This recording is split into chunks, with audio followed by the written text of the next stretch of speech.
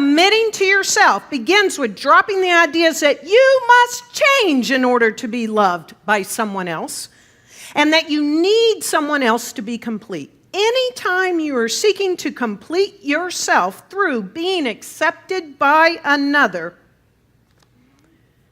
you are actually leaving yourself.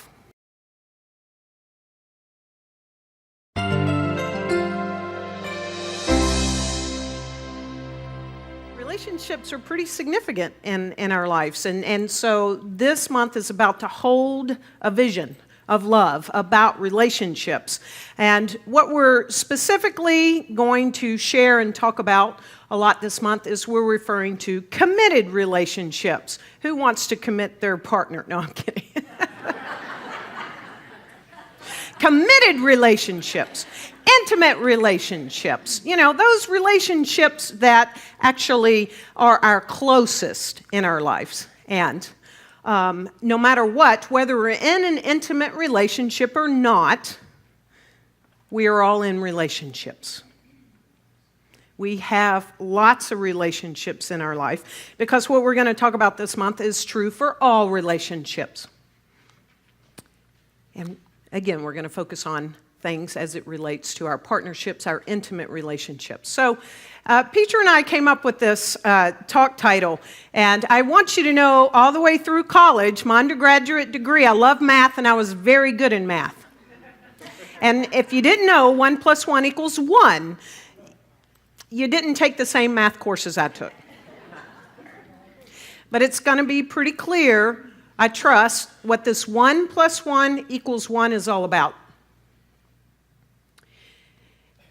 And it's significantly important where we start from in a lot of things. We want to create deeper, more meaningful relationships. As spiritual human beings, we actually are, we interconnect. We're not meant to live on an island by ourselves. The people that have done that, I don't know how successful that's been. We are tribal people. We're communal people. We like to bunch in clumps, don't we? Don't we? Yes. Who here lives on an island by themselves is never around another person? Right, rhetorical, silly, I know. And so, I'm curious, seriously, who currently, right now, is in a committed partnership, intimate partnership with someone? Please raise your hand. Okay, you can look around if you want, but who's in a committed, one more time, who's in a committed? Who wants to admit that they're in a committed relationship? Okay, great. Okay, you can put your hands down. Who here currently, in this moment, is not in a committed relationship and wants to be in one? Raise your hand. I'm just modeling, okay, just so you know. Okay, single people, look around. Keep them up if you want to. Look around. You don't have to maneuver the waters of different religious background. Look around. Okay, who wants to start the single circle in the community? Yes. Okay, very good.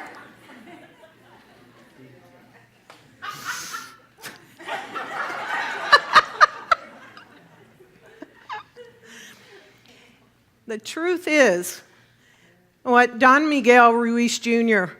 and his co-author talks about, Heather Ash, is that relationships are one of the most powerful catalysts for personal growth. Who has known this to be true so far? Oh, wow. It's like if they told us, would we have even started? And again, these are all kinds of relationships, and these intimate ones really are catalysts for growth. Most of us have lived on the planet long enough that we've at least had one or two, yes? Mm-hmm, we have. And it can be a wild ride. I love how he describes this, or they describe it. He says, romantic relationships can take us from sublime ecstasy to the deepest despair, and just a word or a look from our beloved. Y'all know those looks. They can lift us up to great heights of clarity. It's like everything's so clear, and great heights of passion and open-heartedness, or they can drop us suddenly into the pit filled with fear, grief, confusion, and judgment. It's like this, they call it the roller coaster of love, don't they? Wee, whoa, wee, whoa, wee, whoa. Oh, my goodness. And to make it all even better, there's really no right way to do this, is there? We're not given an instruction book or a handbook, and we're not told, like, if you do steps 1 through 10, I promise you it's going to work out. Are we? There's really no right way to do it. There's no rules that if we follow them, it will guarantee to lead to happiness and joy. So we're in this wonderful soup called intimate relationships that take us up and take us down and take us up. And we don't really have the rules. So it's especially important to look at people that have sometimes more knowledge than us, more experience than us. That might not be our parents. That might not be our school teachers. That might not be our friends, But there are people that certainly can help us lead the way. And we're here to help lead the way from the spiritual aspect, right? And how that comes into play. Well, so a lot of times it's very significantly important to lay that solid foundation. And so week 1, we like to do that sometimes. And so it's week 1 on a topic. And I trust we're laying a solid foundation for all of us today. And the first one that we're going to talk about may be a little hard to hear. It might be a little hard to swallow, but I'm just going to shoot real with you. I'm going to let you know what they say in the book. And that is, first and foremost, you cannot change anyone else. Really? I've been trying for so long. Please don't tell me that. I'm still trying to change Petra. But you can't change anyone else. You can only change yourself.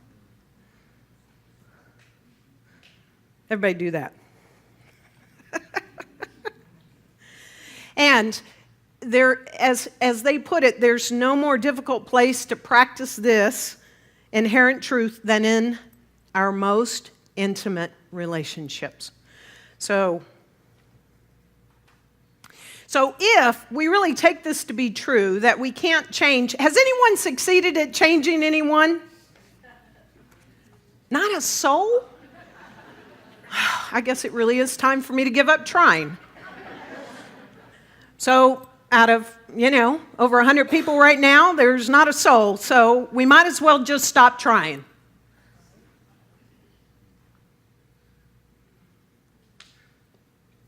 We might as well just stop trying. Let's focus on something else. What do you say? Who's willing to stop trying? Oh, y'all are brave souls. But we ought to just stop trying because we can only change ourselves. And that's where the work begins. And to start looking at ourselves and to be real with ourselves and to tell the truth to ourselves. Ancient wisdom has been talking about this for tens and tens of thousands of years, long before there was anything that could be recorded and shared, probably pictures first, stories second, the whole 9 yards. And ancient wisdom has been telling us that when it comes to you, i.e. me, right? When it comes to each of us, the spiritual truth is there's nothing to change. There's nothing to change. We truly don't need to change anything right here and right now. That is the truth of who we are. And this wholeness of who we are, nothing needs to be added and nothing needs to be subtracted. So do you know you're part of our online community? Every time you watch us, you belong to CSL Dallas, and we're so happy that you're part of our community. And we love providing you this kind of spiritual message. So if you want to keep seeing this, please donate. You can donate at csldallas.org/give, or you can text 972-954-4404. Be part of our community and sit back and enjoy the message. So I have a question that I want you to seriously think about. You can answer in this moment, and a question that I want you to take with you all the way through our time together and into the week. You heard that there's seven secrets to this thing. The first one that they talk about in this book is commitment. Commitment is a key and primary thing to a relationship that is required and needed and warranted. So the question is, are you willing to make a commitment to love someone fully, completely, and wholeheartedly? We got one in the house.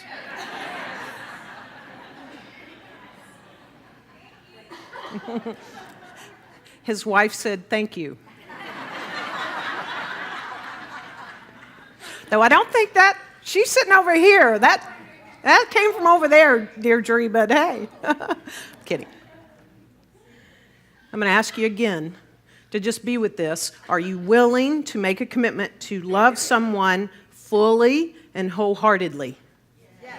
Yeah, okay, great. Are you sure? Because it's very, very important.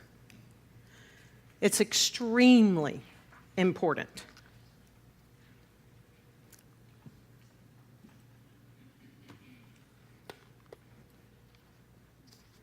What do they say about this? This commitment to love someone fully. Consider this radical idea regarding commitment. What if that special someone you commit to, no matter what else or who else comes along, is you?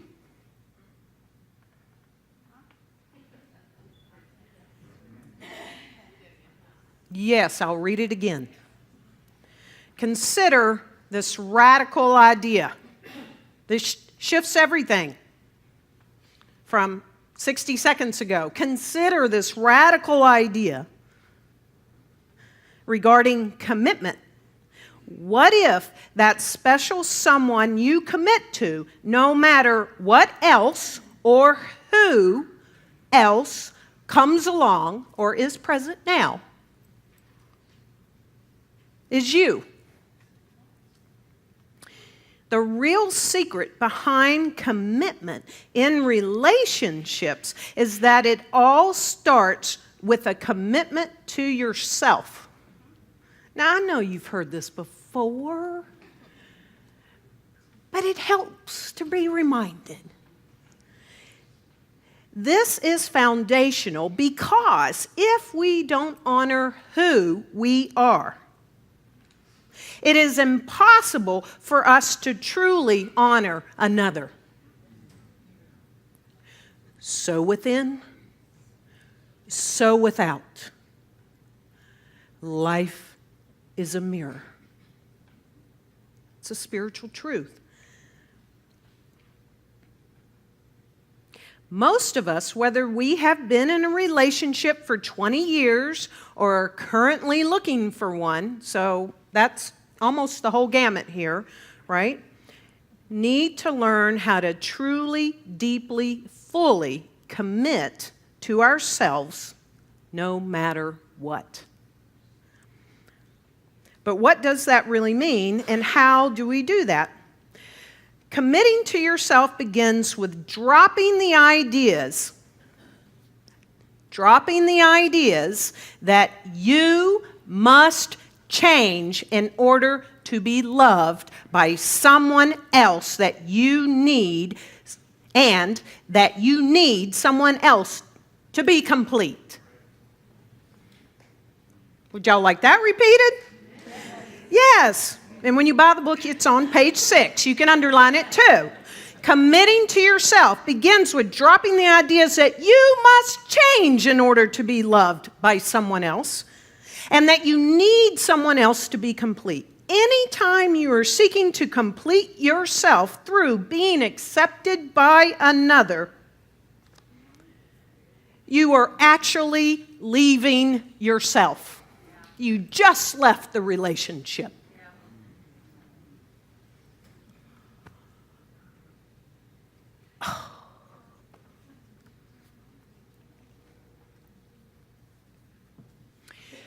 You just left the relationship.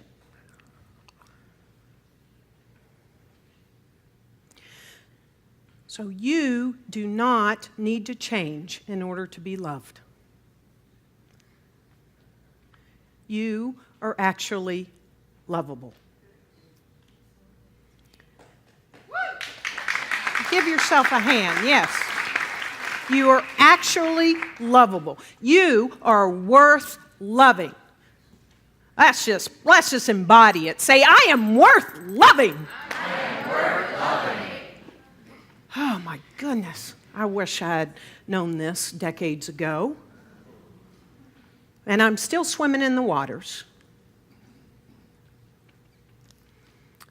You are worth loving. There is nothing that needs to be changed, nothing that needs to be altered, edited, taken out. You're already complete and whole. I remember, I was a little younger then, but not too much younger. I remember when I dated someone, a yoga guru, for 9 months. When I met this person, it was like, oh, great, you're perfect. Will you dye your hair blonde? And I did. That's how I got blonde highlights to begin with, y'all, and I've kept them ever since, just so you know. But it was like, would you dye your hair? You know, I want you to dye your hair blonde because you'll look better, okay? Now, you need to lose some weight and you need to start working out because I'm a yoga guru and I've got to be seen with somebody in shape. So boy, did I start. Oh, and you need to change your diet. Will you change your diet? You can't put that sugar in your body and this and that. I started working out. It wasn't bad for me, I'm not saying, but look what I was doing, okay? Oh, now, you need to change your clothes. You've got to go out and get a whole new wardrobe. This is at the start of a new, I should have known then. You know what it took? It took 9 months in. I'm telling the truth. I'm telling on myself. I'm just going to tell on myself. You know, you pee too much in the middle of the night. There's this pill that will stop you from peeing so much. I think you need to take it. Because you're disturbing my sleep at night.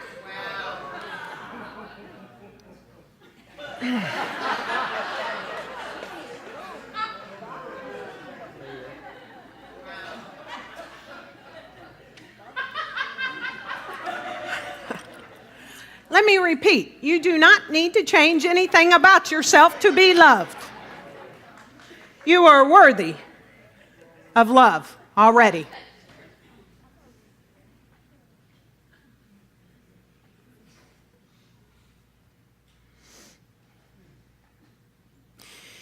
It's right here that Ernest Holmes says that if we make ourselves receptive to this idea of love, we become lovable. To the degree that we embody love, we are love. This is why people who love are loved.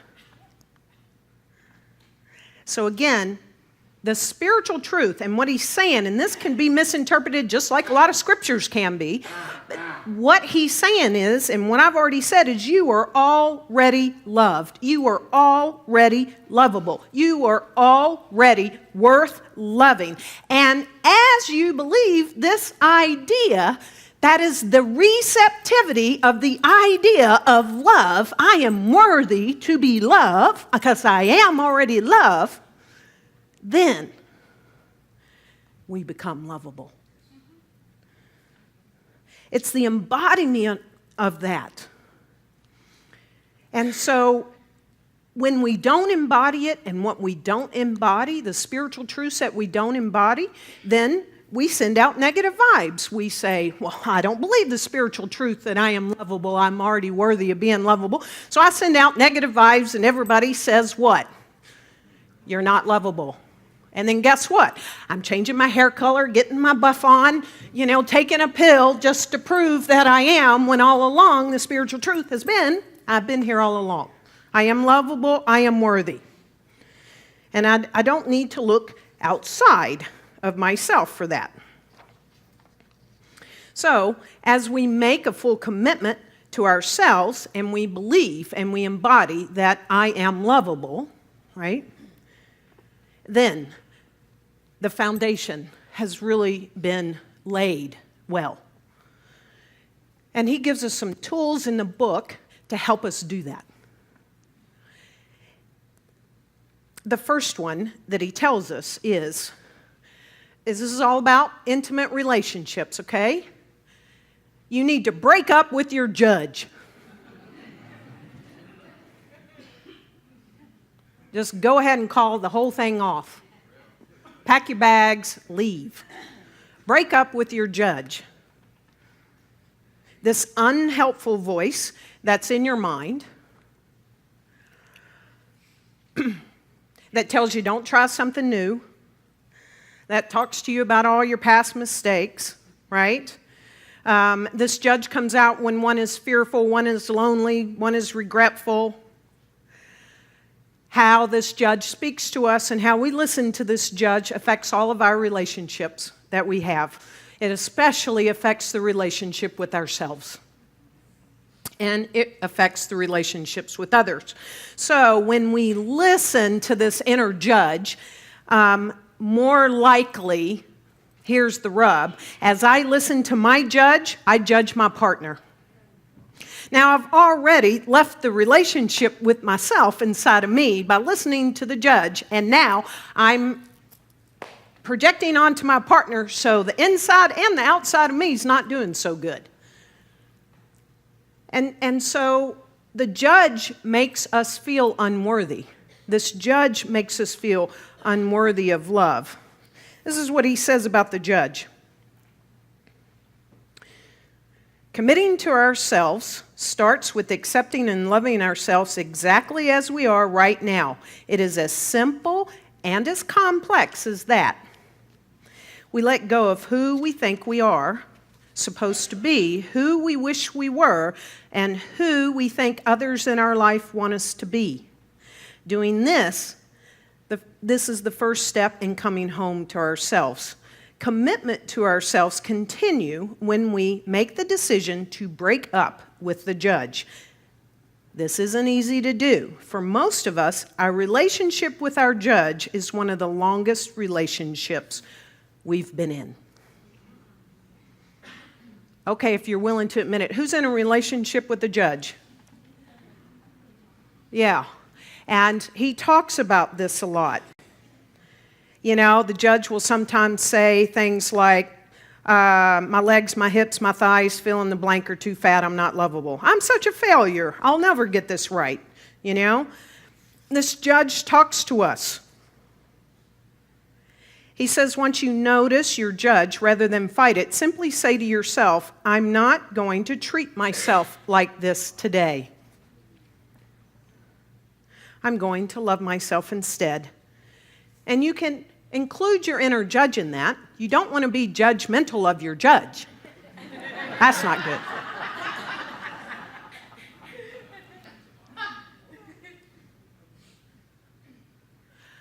I choose to love myself today.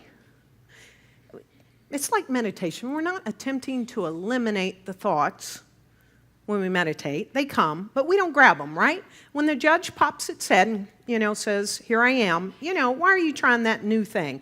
Oh, why are you going to go out on that first date? Oh, why are you going to take this new class? Why do you want to play a new instrument? No one's, blah, blah, blah, blah. You just kindly say, I choose to love myself today. I'm in a committed, intimate relationship with me. I'm inviting you to just leave the table right now.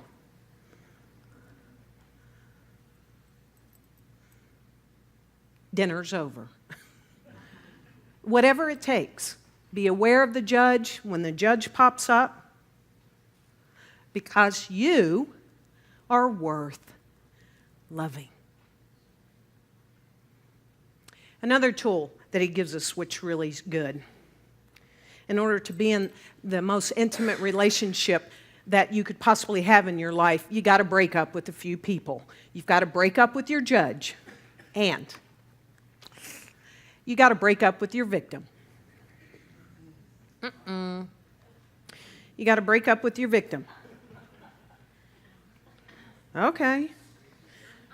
He says, now that you found your judge, it's time to locate your victim. Don't think you have a victim? Well, the truth is you can't have a judge without a victim.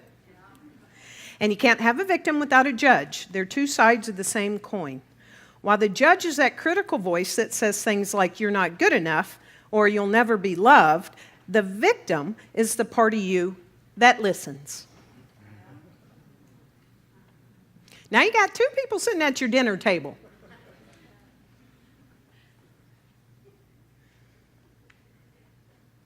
The victim is the part of you that listens, believes, and feels bad as a result. It takes the blame and the beating without standing up for itself. Breaking up with your victim starts by questioning the rambling pronouncements of your judge rather than believing them without question. Wow. And he talks really good. This is only chapter 1, folks. About the subtlety of the victimhood. It's really good. Things are subtle. And as we, start to notice the big rocks, then we can start seeing the little smaller ones and pebbles in the subtlety of life. The victim also shuns responsibility, acting as if whatever's going on, we don't have any role in this situation. We put the blame on someone else instead. No, it's all about them. They're the problem. She's the problem. He's the problem. Right? When we break up with our judge and with our victimhood, we claim our power and we claim the truth of who we are and have always been. And we claim that power. That power and that truth that you are loving, you are worthy to be loved. Another tool that I have come to find that's helped me, that's not in the book, is to commit, almost first and foremost, because I know it's probably going to be last on your list, commit to take time to love yourself.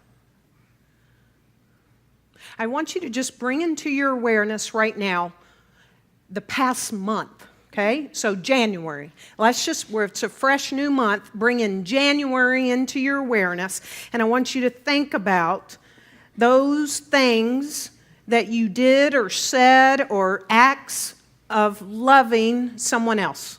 Just bring them into your awareness. Just start bringing them all into like a space, and you're sort of seeing how many there are. Just gather them up. Past month. Hey, let's go into the holidays, because I bet you did a lot during the holidays too. So just bring them together for other people that you love.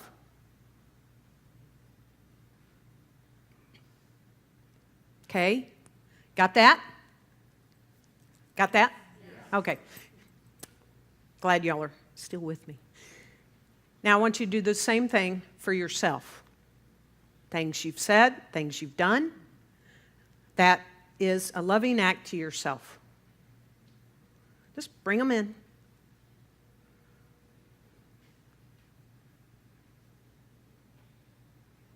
Okay, right hand is other people, okay? Left hand is you. Just show me by way of scale. Right hand is other people, left hand is you. Where are you? Oh, some of you not even lifting your left hand. It's like this. Just be with that. Some of you are doing this. That's pretty cool.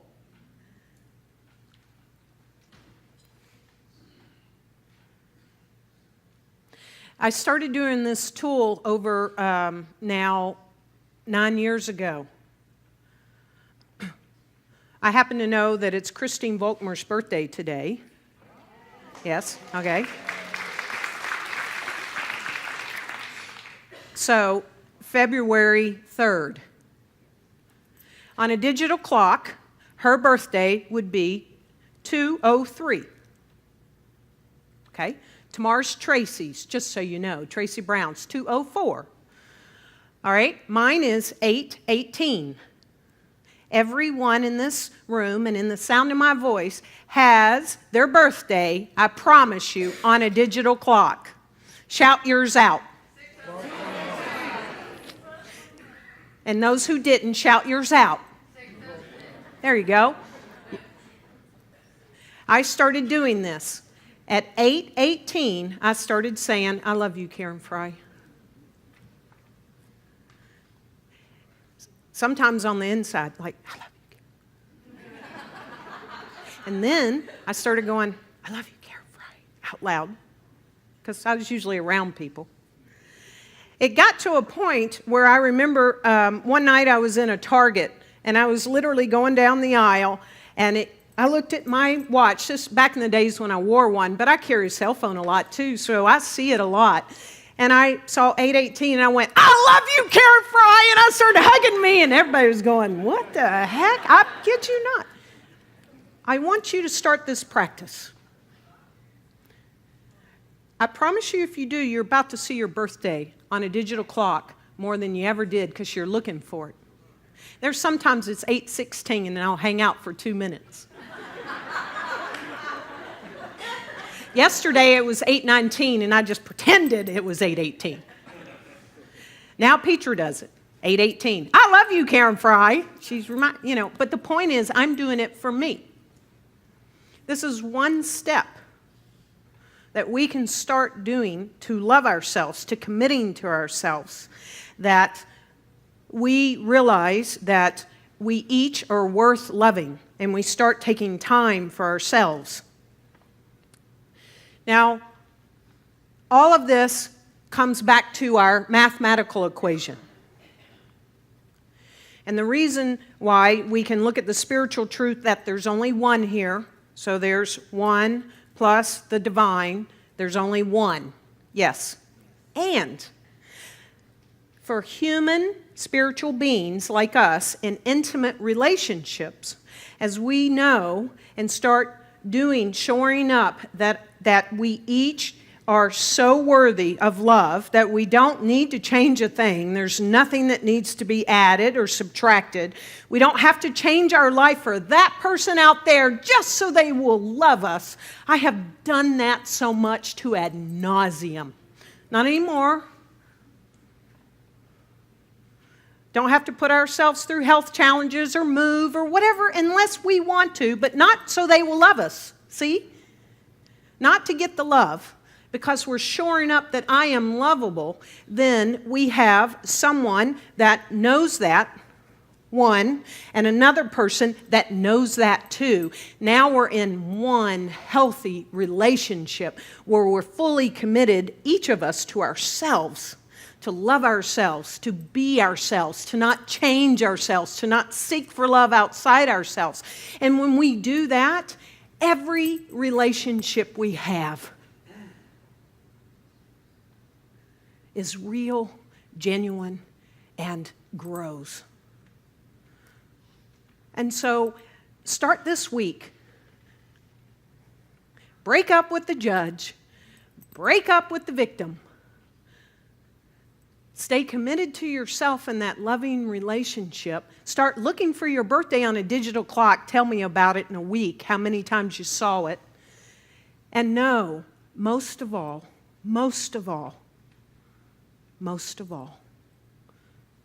that you are worthy, so worthy of love.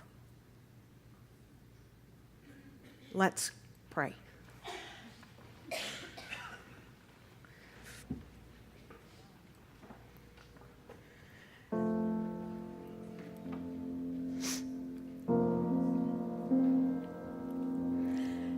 And so we go within to that infinite field of love, that unconditional love that has no conditions to it, requires nothing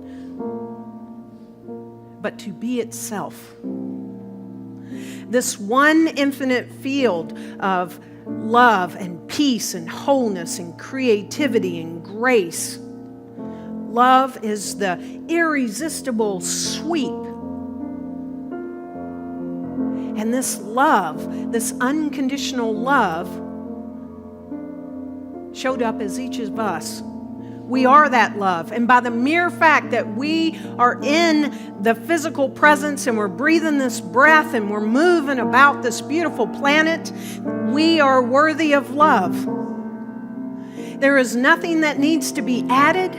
There's nothing that needs to be subtracted, because the spiritual truth is that we are love already, born, made manifest.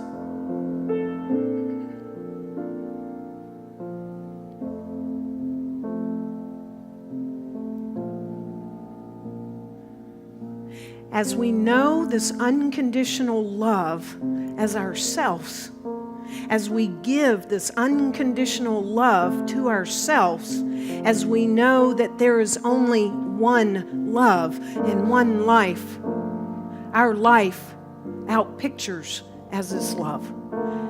And so it's in this moment that I speak the word for each of us and absolutely declare that we are love. We are worthy of love. We are worthy of our own love. That love which shall never leave us, never depart us, never abandon us. It's always present.